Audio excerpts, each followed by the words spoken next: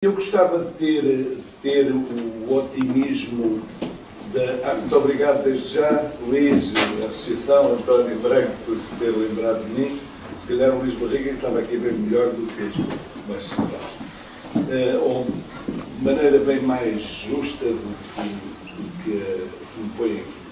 Mas ainda assim, eu ia dizer, gostava de ter o otimismo da ISA e percebo o otimismo da ISA, mas eu não o tenho para já.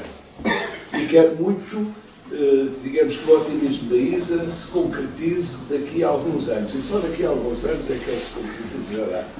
Ou seja, transformar a leitura em papel, com o qual nós crescemos, estou a falar da minha idade e da mais nova também, e que nos habituamos muito ao contacto físico e afetivo do livro connosco e tal, e que isso se vá transformando, ou melhor, que isso se vá, digamos, vá sendo assimilado pelas novas tecnologias e por estas novas formas de abordagem. Mas não estou ainda assim tão otimista. E não estou tão otimista, assim, neste momento, o António Branco aflorou isso há bocado, neste momento, o voto popular legitima a morte da liberdade em muitos países. Porque é que, gente, agora que a iliteracia é menor do que era no princípio do século, ou do que era há 40 ou 50 anos, há mais gente a votar, não a votar, quer dizer, e a dar peso de lei, não é? Peso democrático, à eleição de títeres antidemocráticos, fascistas potenciais ou com projeto próximo disso. Porque é que esta gente mais letrada está mais disponível para isso? Quando devia também ser mais sabedora, e ter uma cidadania mais ativa, mais plena, etc.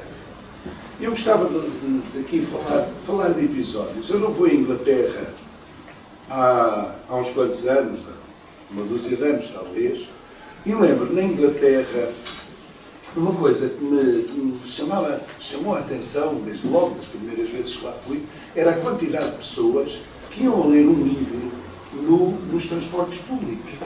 A maioria das pessoas no metro, não sei o que, levavam um livro, não interessa lá que era, não é o caso, mas levavam um livro e iam a ler. E nessa altura já havia televisão a cores, já havia computadores, ainda não havia se calhar a internet, já havia essas coisas todas, mas elas lá iam a ler. Não sei se continuam a ler como liam, ou se agora já são os iPads, os iPhones, etc. Mas de facto era isso. E nessa altura em que eu fui à Inglaterra também, e este é outro caminho, é outra história. Nessa altura em que eu estive em Inglaterra, estive também num instituto científico de pesquisa que era suportado por donativos de empresas, pessoas individuais, etc. E, portanto, coisa rica e grande, e cujo diretor, que ainda vive em Imperial, uma vez lá com a malta toda, foi Prémio Nobel da Medicina, chamava-se Paul qualquer coisa, e estava devidamente de rabo de cavalo e socas, porque era julho, e estava calor, e estávamos a beber no Imperial, no pub lá ao pé, com alunos, não é? E o Paulo me dizia era, o que eu quero que aqui a malta, os meus investigadores aqui da casa, sejam capazes de explicar as coisas mais complicadas do seu trabalho, da sua investigação, era o de quem? Com as palavras mais simples, de maneira que a senhora que dá uma pound para aqui, por ano, que não tem mais para dar, percebam o que eles andam aqui a fazer, ou em que é que lhe andam a gastar a pound. Bom, isto para dizer também o que é que a gente escreve, para as pessoas entenderem. Quando eu era garoto, não havia nenhum livro na minha casa. E, curiosamente, em 1980 e tal, quando é que a idade tem assim? 20 e tal anos, não é? Nessa altura, não havia também livros em mais de 60% das casas portuguesas. Não havia o objeto do livro, o objeto, ali a decorar a prateleira. E, portanto, na minha casa não havia livros. Parava a carrinha da Gulbenkian à porta, eu já com o auxílio do meu irmão, que 4 anos mais velho que eu, já tinha algum contacto com os livros e garoto comecei a ler das carrinhas da Gulbenkian com muitos outros garotos. Depois, mais crescida, a passagem pelas associações culturais, que todas tinham uma biblioteca, uma secção cultural, etc. Todas, não é? Porque havia muito menos televisão, desde logo na altura, havia muito menos. Desde logo nas casas, digamos, pelo menos nesses sítios, chegava-se aos livros. E os livros eram lidos devagar, ou então eram lidos à pressa, porque a carrinha está a chegar amanhã. Despacha lá isso. Despacha lá isso. Mas, digamos, a relação com os livros tinha esse benefício do tempo físico. Ou seja, tínhamos mais tempo, éramos menos solicitados por uma série de outras coisas que agora nos solicitam, e isso nos solicitam com facilidade. Quer dizer, eu pego no telemóvel, mando mensagens, eu respondo a mails e faço essas coisas todas, e não passa 10 minutos da minha vida que eu não vá tocar no telemóvel, e eu nem sou dos mais apegados a isso. Mas, portanto, havia isso, e isso era muito importante. Recordo ainda a SIC, por isto, na altura lembro-me de ter falado, quando fui amigo do Emílio Rangel, e ele ter dito uma vez: Afonso, a programação da SIC tem que levar as novelas brasileiras, sabes porquê? Porque mais de 80% dos espectadores portugueses, estudo feito na altura, estou a vender as palavras dele, não conseguem acompanhar com coerência as legendas e o filme, quer dizer, não conseguem. E, portanto, nós temos que pôr um produto. E estamos a falar já quando a iliteracia andava aí pelos 20%. Andava aí pelos 20%. O analfabetismo andava pelos 20%. Portanto, as associações culturais tinham esse peso, e havia televisão a menos, e portanto, isso tem peso. Entretanto, a avalanche das novas tecnologias não são o cataclismo, provavelmente, ou deixarão de ser o cataclismo que hoje ainda são, se calhar, designadamente com os miúdos, pese embora o muito meritório trabalho, às vezes um bocado desorganizado, às vezes um bocado especulado, fazem as bibliotecas municipais, as bibliotecas escolares, etc., de aproximar os miúdos dos livros e tudo. Agora, responsabilidade nossa, é um bocado só, escrever não pode ser para nós apenas, ou principalmente, um exercício estético. Não pode ser só, embora as pessoas tenham o direito a escrever como entendem, o direito a fazer o que entendem, mas não pode ser só, tem que ser, antes de mais, ético. Porque isto é uma coisa de responsabilidade. E, portanto, as coisas do respeito do interlocutor e da cidadania são obrigatórias. Não pode morrer a Marielle no Brasil, ser assassinada, e eu não ter nada a ver com isso. Mas escrever. Posso eventualmente não escrever sobre ela, escolher para não escrever, mas que eu tenho alguma coisa a ver com isso, tenho que ter. E eu ainda me recordo por causa das seitas e das confrarias que atingiram muitos editores em anos, tu não acompanhaste, ou já terás acompanhado, foi, às tantas, são ostracizados autores, grupos de autores, correntes de escrita, são ostracizados, maltratados. Mas, o que fizeram aos neorrealistas, António? O que fizeram aos neorrealistas? Eu cito-vos meia dúzia de nomes. Ao Mário Dionísio, ao Alves Redol, ao Soeiro Pereira Gomes, isto só para falar dos escritores, ao Namora.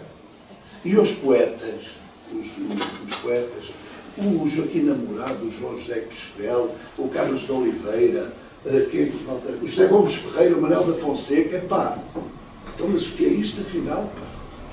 Bom, o pessoal lia mais, se calhar, naquela altura, ou havia, se calhar, mais gente disponível para ler, e especialmente gente mais nova, até porque os mais velhos não sabiam escrever, ou sabiam pouco, não sabiam ler, ou sabiam pouco, gente mais nova, porque também havia as tristes motivações, as desesperadas motivações.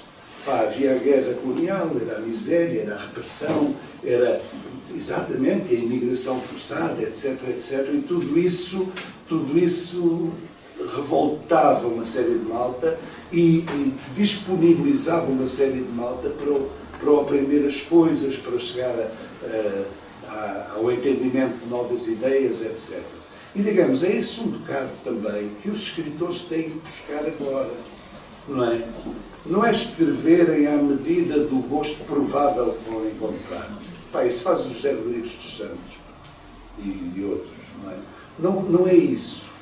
Mas não fazer batota, não juntar umas palavras. Então, começar a poesia, por exemplo, que é mais, enfim, que é mais confortável para esse tipo de manigâncias, sim. E junta-se umas quantas palavras, uau, o que é que o autor, a autora, que seja, quis dizer com isto, não interessa, pá, procura entender e tal. Não, interessa mesmo, interessa e muito. Que isso seja perceptível, que se procure que seja perceptível e que o autor não abandone estas duas regras basilares, que são, antes de mais, a ética, ou seja, não se faz batota, não pode fazer-se batota. É como é que dizia o Breler, eu vou tu, sauf tricher. Não, vale tudo menos fazer batota. E é mesmo isso, não se faz batota. E procurarmos ser sempre um pouco mais cidadãos.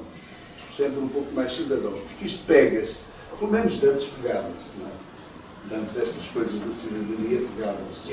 Espero que continuem a pegar-se alguma coisa. Parecia ser uma infecção, mas parece que foi controlada.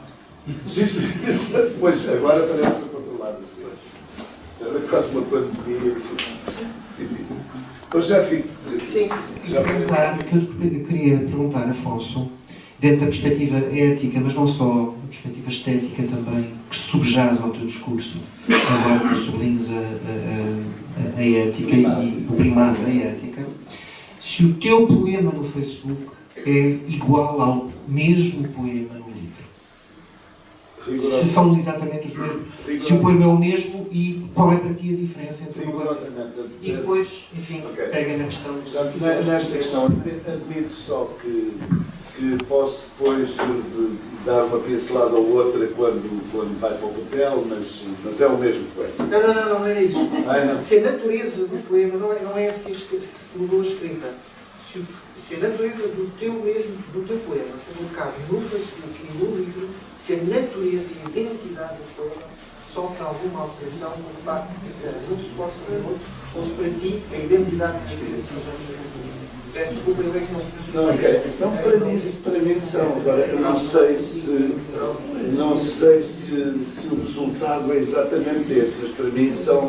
Se o resultado depois, quando o livro chega à mão de alguém que leu ou que não leu o poema no Facebook, tem digamos, esse mesmo resultado. Não sei porque.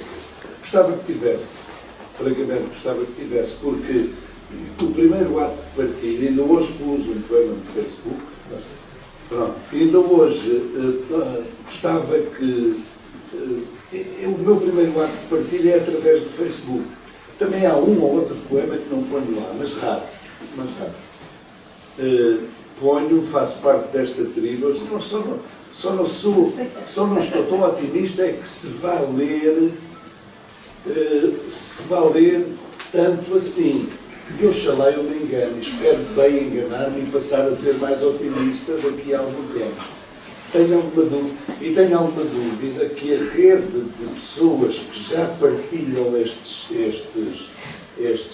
módulos seja assim tão ampla. Tenho dúvidas, mas também não tenho informação bastante. Editores. A minha relação com os editores é escassa, mas devo dizer que também não é muito, não tenho grande simpatia. Prefiro o Nuno. A Sírio Alvim. Eu explico-me, de repente. Porque em Portugal, a 20 km de Lisboa, já não há país. Pronto, a questão é esta. O Porto, nadinha, mas pouco. O Porto segurou o Manuel António Pina e mais quem? A cantar, a fazer teatro, a tocar, a escrever quem? A Agostina Tabué. Sim, ok. Mário Cláudio. Agora há uns novos no Porto, da nova geração. Sim, ok. Mas pronto, a malta que canta, a malta que grava, a malta que poeta, a malta que escreve, vai para Lisboa. Se não vai, fica cá. Fica cá e a malta a escrever muito bem cá. E a malta a escrever muito bem em... Conhecem a Maria de Conceição Roque Silveira da Mares? Não conhecem. Mas nem sabem o que é. Quem me dera escrever poesia como ela escreve. Por exemplo, a São José de Machico.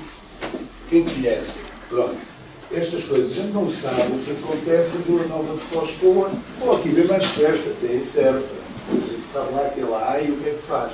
Do mesmo modo que eles não sabem de nós. E, portanto, os editores ainda mais.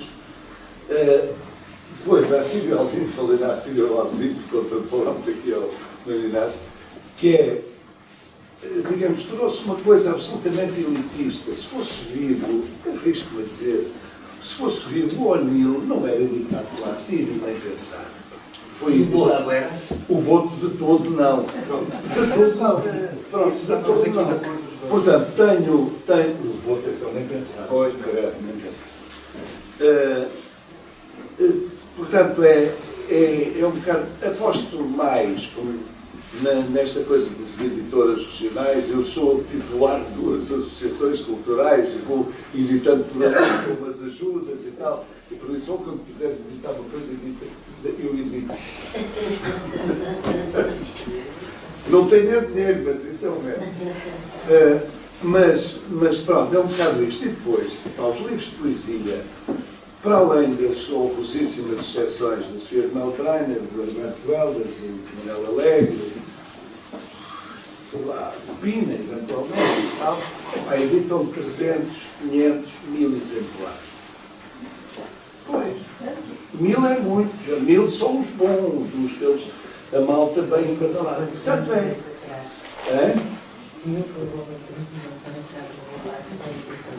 o Lobo Antunes. Pois, eu li isso. Não é das pessoas que mais merecem. Não, mas então na poesia. Agora, É isto. 200 exemplares normal. 200. Um pouco mais. Olha, eu estou a editar 500. Letra morta faz Eu estou a editar 500. E olha, o livro está ali, o autocontrato. Já fiz segunda edição.